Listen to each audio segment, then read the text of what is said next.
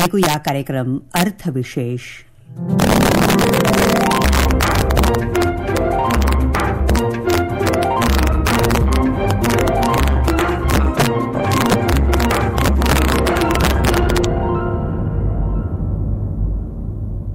श्रोतो नमस्कार. आकाशवाणीच्या अर्थविशेष या कार्यक्रमात आपलं मनपूर्वक स्वागत. अर्थविशेषच्या आजच्या भागात आपण ऐकणार आहात अमेरिकेत झालेल्या सत्तांतरानंतर भारत आणि अमेरिका आर्थिक संबंधाबाबत. श्रोतेहो, मागचा आठवडा हा उत्कंठावर्धक निवडणुकींच्या निकालाचा होता. काल लागलेले बिहारच्या निवडणुकांचे निकाल असोत किंवा अमेरिकेच्या राष्ट्राध्यक्षपदाच्या निवडणुकीचे निकाल रोमांचकारी आणि अनिश्चिततेकरता आणि चुरशीच्या लढाईकरता या निवडणुकांदरम्यान लक्षात राहतील. अमेरिकेची राष्ट्राध्यक्षपदाची निवडणूक ही एक अर्थानं जगावर प्रभाव टाकणारी, त्यात रिपब्लिकन पक्षाचे उमेदवार आणि विद्यमान राष्ट्राध्यक्ष डोनाल्ड ट्रम्प यांना अटीतटीच्या लढतीत डेमोक्रॅटिक पक्षाच्या जो बायडेन यांनी पराभव केला. आता जानेवारी महिन्यात ते अमेरिकेच्या राष्ट्राध्यक्षपदाचे विराजमान होतील आणि शपथही घेतील. सामान्यतः लोकशाही पद्धतीत राष्ट्राच्या आंतरराष्ट्रीय धोरणांमध्ये राष्ट्राध्यक्ष अथवा सत्तारूढ पक्ष बदलला म्हणून आमूलाग्र बदल होत नाही. राष्ट्रीय आणि आंतरराष्ट्रीय धोरणांमध्ये एक सातत्य राखलं जातं. परंतु डोनाल्ड ट्रम्प यांची राष्ट्राध्यक्ष म्हणून भूमिका ही काहीशी अपारंपरिक राहिली आहे. अमेरिका फर्स्ट या धोरणामुळे आणि जागतिक पातळीवर त्यांनी घेतलेल्या निर्णयांमुळे इतर देशांनाही आपल्या धोरणांमध्ये काही बदल घडवून आणावे लागले. गेल्या काही वर्षात अमेरिकेबरोबर भारताचे संबंध आमूलाग्र बदललेले आहेत. आता जो बायडेन नेतृत्वाखाली भारत आणि अमेरिका यांच्या आर्थिक संबंधांमध्ये काय बदल दिसू शकतील याचं विश्लेषण करतायत शैलेंद्र देवळणकर. अमेरिकेमध्ये राष्ट्राध्यक्ष म्हणून 46व्या राष्ट्राध्यक्ष म्हणून बायडेन यांची निवड झाल्यानंतर एक महत्वाच्या गोष्टीची चर्चा ही आता संपूर्ण भारतामध्ये सुरू आहे की बायडेन यांच्या काळामध्ये भारत व अमेरिका यांच्यामधले व्यापारी संबंध, आर्थिक संबंध हे कशा प्रकारचे असतील. कारण ही कळीचा मुद्दा आहे. कारण गेल्या 4 वर्षांमध्ये साधारणतः जेव्हा डोनाल्ड ट्रम्प हे अमेरिकेचे राष्ट्राध्यक्ष होते त्यावेळेला व्यापाराचा मुद्दा आणि आर्थिक मुद्दा हा भारत व अमेरिकेमध्ये काही प्रमाणामध्ये तणावाचा मुद्दा बनला होता. आणि त्यामागचं कारणही तसंच होतं. डोनाल्ड ट्रम्प हे स्वतः उद्योगपती होते आणि त्यांची परराष्ट्र धोरण राबवण्याची एक विशिष्ट प्रक्रिया होती. ते सातत्याने दबाव टाकायचे. त्यांचा मुख्य उद्देश हा अमेरिकन उद्योग धंदे जे आहेत त्यांचे हितसंबंध साधणं हा होता. भारत व अमेरिकेमध्ये सध्या जो व्यापार आहे हा साधारणतः $100 अब्ज आसपासचा हा व्यापार आहे. परंतु या व्यापारामध्ये व्यापार तूट जी आहे ती बरीच मोठी आहे आणि ही व्यापार तूट साधारणतः $30 अब्ज घरामध्ये आहे. आणि ही व्यापार तूट भारताच्या पक्षामध्ये आहे. म्हणजे भारताचा याच्यामध्ये अप्पर हँड आहे. आणि जे डोनाल्ड ट्रम्प यांना प्रामुख्याने पसंत नव्हतं त्यामुळे ते सातत्याने भारतावरती दबाव टाकून ते भारतामध्ये आयात शुल्क कशा पद्धतीने कमी करता येईल या दृष्टिकोनातून सातत्याने प्रयत्नशील होते. विशेष म्हणजे त्यांनी जे सातत्याने उदाहरण ते द्यायचे आणि ते हार्ले डेव्हिडसन ह्या मोटरसायकलचं. हार्ले डेव्हिडसन ही जी मोटरसायकल आहे जी अमेरिकेमध्ये बनती आणि भारतामध्ये तिच्यावरती 100% आयात शुल्क हे लावलं जायचं आणि त्यामुळे ती दुप्पट किमतीमध्ये भारतामध्ये विकली जायची. त्यामुळे त्याच्यावरचं आयात शुल्क हे पूर्णपणे नील करावं, शून्य करावं अशी डोनाल्ड ट्रम्प यांची मागणी होती. त्याचप्रमाणे मग दुधाची भुकटी असेल या संदर्भात अमेरिकेचा दबाव होता. अमेरिकेला भारतामध्ये मोठ्या प्रमाणावरती मार्केट ऍक्सेस पाहिजे होता आणि त्या दृष्टिकोनातून ट्रम्प ते सातत्याने प्रयत्नशील असायचे आणि त्यामुळे त्यांनी भारताला काही कन्सेशन किंवा काही सूट ही अमेरिकेकडनं, भारत हा विकसनशील देश आहे म्हणून साधारणतः गेल्या 30-40 वर्षांपासून जी मिळत होती ती सूट देणं देखील त्यांनी बंद करून टाकलेलं होतं. त्यामुळे त्यांचं काम करण्याची जी पद्धत होती ती प्रामुख्याने भारतावरती आर्थिक आणि व्यापारी दबाव हा किती प्रमाणात टाकता येईल आणि आपलं व्यापारी हित कसं साधता येईल या दृष्टिकोनातून होता. गेल्या 2 वर्षांपासून भारत व अमेरिकेमध्ये एक व्यापार करार होणार होता ज्याला मिनी ट्रेड डील असं म्हणतात आणि त्या दृष्टिकोनातून दोन्ही देशांच्या प्रतिनिधींमध्ये सातत्याने चर्चेच्या फेऱ्या होत होत्या. मात्र त्याच्यामध्ये अजूनही काही त्रुटी असल्यामुळे किंवा काही मागण्या ह्या अमेरिकेच्या भारताच्या दृष्टिकोनातून रास्त नसल्यामुळे तो व्यापार करार होऊ शकलेला नव्हता. त्यामुळे आता बायडेन आल्यानंतर ट्रम्प यांचं धोरण पुढे ठेवतील का तर प्रामुख्याने आपल्याला लक्षात घ्यावं लागेल की डेमोक्रॅटिक पक्ष हा व्यापाराच्या किंवा आर्थिक दृष्टिकोनातून भारताविषयी बऱ्यापैकी उदार दृष्टिकोन ठेवणारा होता आणि म्हणूनच बराक ओबामा जे बायडेन यांचे प्रेडेसेसर्स आहेत त्यांच्या काळामध्ये भारत व अमेरिका यांच्यातला व्यापार आणि आर्थिक संबंध सुदृढ झाले होते. व्यापार मोठ्या प्रमाणावरती वाढला होता. त्यामुळे ट्रम्प सारखंच बायडन देखील आपल्यावर दबाव टाकतील असं होणार नाही. आता मुख्य मुद्दा येतो की तो व्यापार करार जो आहे, जो आता प्रलंबित आहे आणि जो होणं गरजेचं आहे, तो कदाचित व्यापार करार लवकरात लवकर होण्याचा मार्ग जो आहे तो मोकळा होईल. दुसरं असं आहे की भारताने हा ट्रेड डेफिसिट कमी करण्यासाठी अमेरिकेकडनं संरक्षण साधन सामुग्री देखील मोठ्या प्रमाणावरती खरेदी करायला सुरुवात केली.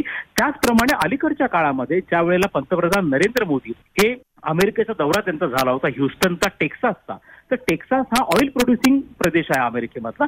त्यांच्याकडनं आता भारताने ऑइल घ्यायला सुरुवात केलेली आहे. त्यामुळे अमेरिका आणि भारतामधला जो ट्रेड डेफिसिट आहे तो कमी व्हायला मदत होईल. आणि बायडन यांच्या काळामध्ये, डेमोक्रॅटिक पक्षाच्या काळामध्ये जशी त्यांची परंपरा राहिली यापूर्वीची, भारत व अमेरिका यांच्यातले आर्थिक संबंध सुदृढ होतील, व्यापार वाढेल व जसा पद्धतीचा ट्रम्प यांच्या काळातला दबाव होता तो काही प्रमाणामध्ये कमी व्हायला मदत होईल अशा प्रकारची अपेक्षा करायला हरकत नाही. अमेरिकेच्या आर्थिक विकासामध्ये भारतीयांचं योगदान हे फार महत्वाचं राहिलेलं आहे. विशेष म्हणजे जे आयटी सेक्टर्स आहेत आणि आयटी सेक्टरमध्ये ज्या पद्धतीचं मॅनपॉवर भारताकडनं पुरवलं जातं त्याच्यावरतीच अमेरिकेमधल्या ऍपल असतील, मायक्रोसॉफ्ट असतील यासारख्या कंपन्यांचं भवितव्य आहे. त्यामुळे भारत हा अमेरिकेला जो ह्युमन रिसोर्स आहे त्याची निर्यात करणारा एक महत्वाचा देश आहे असं मानलं जातं.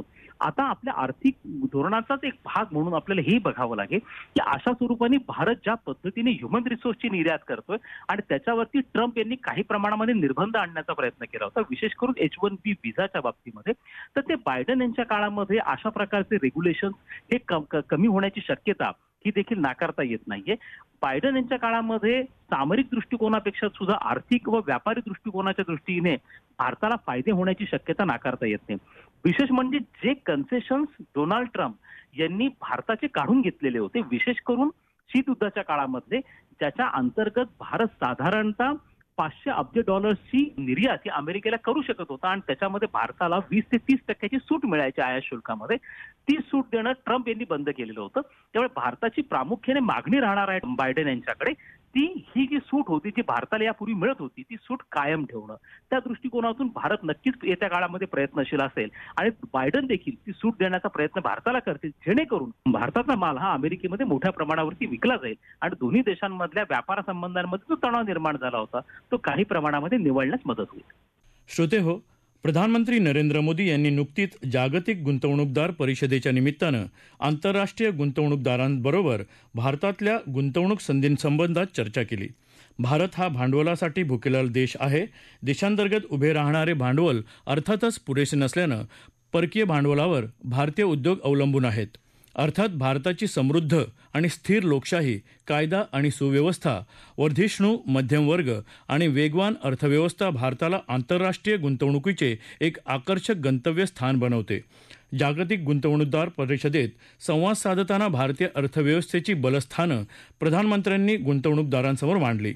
अर्थात सद्यस्थितीत कोविड-19मुळे आंतरराष्ट्रीय परिस्थिती बदलली आहे. त्यामुळे येत्या काळात भारतात होणाऱ्या गुंतवणुकीची दिशा आणि स्थिती यावर भाष्य करताना अर्थतज्ञ जयराज साळगावकर म्हणाले, भारत आणि अमेरिका यातील जे व्यापारी संबंध आहेत ते दिवसेंदिवस वाढत चालले आहेत.